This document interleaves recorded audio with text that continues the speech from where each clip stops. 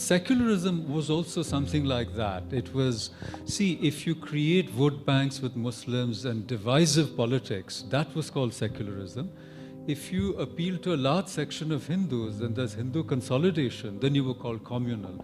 So to me, secularism itself became a form of communalism, because secularism means you treat everybody equally, which we never did.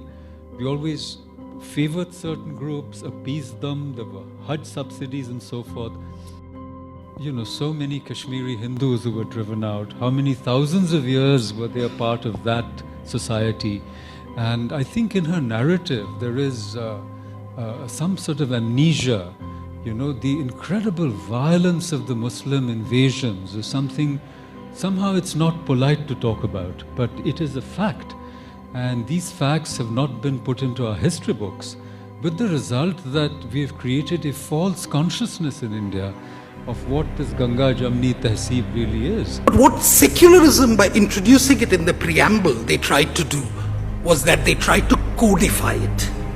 And I think that, if you recall, most of the problems which we have had in India centered on secularism have resulted from after 1976, when an attempt was made to codify it. There has been a deep sense of anxiety over this lack of even-handedness, that laws are not applicable to everybody uniformly.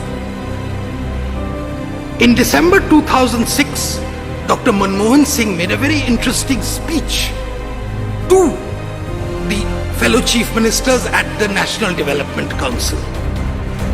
And he said, minorities, particularly the Muslim minority, must have the first claim on resources. Now, is this secularism? Every citizen, you can say every citizen of India must have the claim on resources. You can say the poor of India must have this claim on resources. You can say the deserving have the claim on resources. You can even say the state has a claim on resources if you're that way inclined. The intellectual stranglehold which exists among the particular section which says if you talk about the Muslim, if you talk about a uniform civil code, you're being anti-secular. If you talk about the integration of India, you're being anti-secular.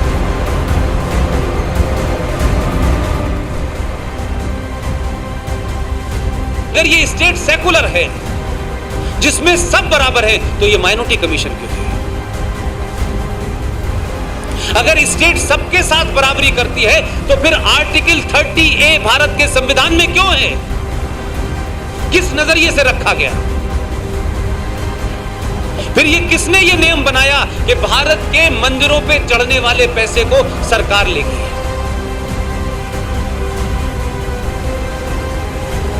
और मजारों पे चढ़ने वाले पैसे को नहीं लेगी? ये क्यों बनाया भाई? ये सेकुलर स्टेट है।